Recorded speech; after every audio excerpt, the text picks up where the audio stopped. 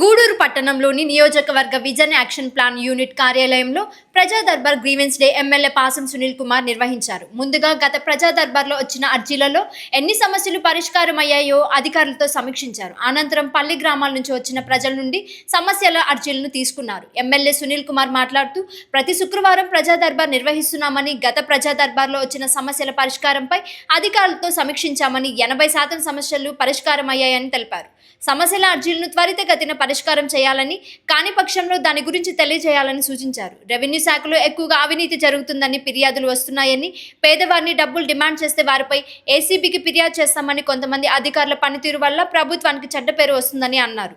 ఈ కార్యక్రమంలో తహసీల్దార్ ప్రసాద్, ఎంపీడీఓ మధుసూదన్ రావు, నాయకులు కిరణ్ కుమార్, వెంకటేశ్వరరాజు, రహీం, పెంచలయ్య, బిల్లు చెంచురామయ్య, వైఎస్ఆర్ పలు శాఖల అధికారులు పాల్గొన్నారు.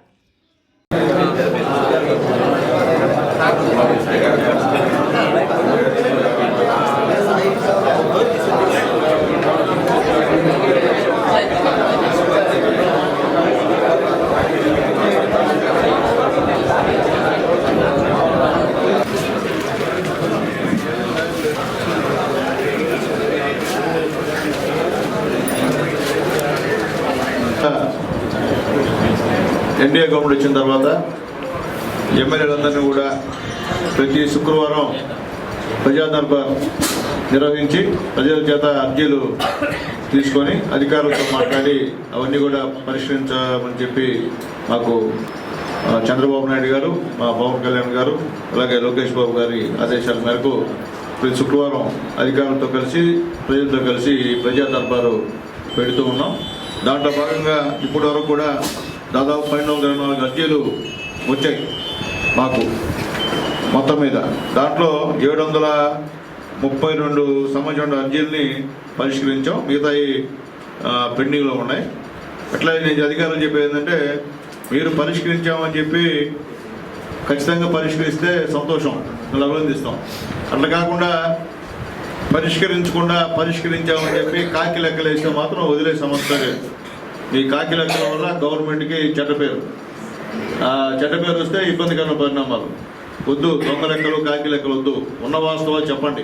పరిష్కరించలేదు, ఎందుకు పరిష్కరించలేదు చెప్పండి. ఇదేమవుతుందంటే, ఈ అర్జీలు ప్రజల అర్జీలు పక్కన పెట్టేసి డబ్బు ఎవడిస్తాడో వాళ్ళకి మీరు సర్వేలు చేయించడం, వాళ్ళకి పని చేయడం మొదలుపెట్టారు. ఇది పద్ధతి కాదు. మీరు గతంలోలాగా ఆ విధానం అనుసరిస్తామంటే ఇంకా మేము కూడా మీ పైన తేలిక కావాలో కలెక్టర్ గారికి కంప్లైంట్ చేస్తాం, అవసరమైతే సీఎంఓ కూడా కంప్లైంట్ చేస్తామని చెప్పి నేను తెలియజేస్తున్నా.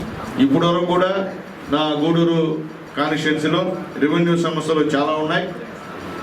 అయితే నిన్న కూడా సీఎం గారు కూడా రాష్ట్రం మొత్తం మీద కూడా ఇదే విధంగా ఉందని చెప్పి కొద్దిగా అసహనం వ్యక్తం చేసిన విషయాన్ని కూడా ఒకసారి అందరికి గుర్తు చేస్తాం. ఎందుకంటే మా గవర్నమెంట్ ట్రాన్స్పరెంట్గా ఉంటుంది, ఉన్నట్టు చెప్పేటువంటి గవర్నమెంట్. మేమే బాగలేకపోతే నిజంగా బాగలేదని చెప్తాం. అంతేగాని మేము అవతలలాగా బాగలేకపోయినా కానీ బ్రహ్మాండంగా ఉందని చెప్పి అబద్ధాలు అయితే మాకు చేత కాదు. మీరు కూడా చూస్తున్నారు. మేము పెట్టే రివ్యూలు కానివ్వండి, మేము పెట్టే ప్రజా దర్బార్లో కానివ్వండి, మేము అధికారులతో చెప్పే విషయం కానివ్వండి, వాళ్ళు ఏదో అబద్ధాలు చెప్తే మేము అప్పుడే అడుగుతున్నాం. ఇది మంచి పద్ధతి కాదు, ఇక్కడే మిమ్మల్ని శిక్షించరు, విషయం వాస్తవం చెప్పండి. వాస్తవం చెప్పకుండా ఇబ్బంది పెట్టే కార్యక్రమాలు చేయదని చెప్పి కూడా మేము తెలియజేస్తున్నాం. మీ కష్టం మేము పైన తీసుకుంటాం అంటే అది కుదిరే పని కాదు, మంచి పద్ధతి కాదు. కాబట్టి దయచేసి పేదవాళ్ళు వచ్చిన తర్వాత మీకు అర్జీలు వచ్చినప్పుడు పరిష్కరించాల్సిన అవసరం ముఖ్యంగా రెవెన్యూ డిపార్ట్మెంట్ అని చెప్పి కూడా పదే మా ఎంఆర్ఓ గారికి తెలియజేస్తున్నా. అలాగే మీ సిబ్బందికి కూడా చెప్పండి. మీ సర్వేర్ దగ్గర నుంచి మీ మాట్లాడుతున్నాం, తర్వాత మీ విఆర్ఓ దగ్గర నుంచి ఖచ్చితంగా కరప్షన్ ఎక్కువైంది. మీరు ఏమన్నా చెప్పండి, మీరు ఏమన్నా అనుకోండి, కానీ అది అయితే కుదిరే పరిస్థితి కాదు. మేమే ఏసీబీ కొట్టిస్తాం. మీరు ఇట్లా కానీ చేస్తే డైరెక్ట్గా మేమే కంప్లైంట్ పెడతాం ఏసీబీకి. బాగాలేదు, పరిస్థితి బాగాలేదు, ఇది మంచి పద్ధతి అయితే కాదని చెప్పి నేను తెలియజేస్తున్నా. ఎస్పెషల్లీ రెవెన్యూలో ఎక్కువ ఉంది అది. కాబట్టి ఎంఆర్ఓ గారు జాగ్రత్త తీసుకొని ఉండాలి.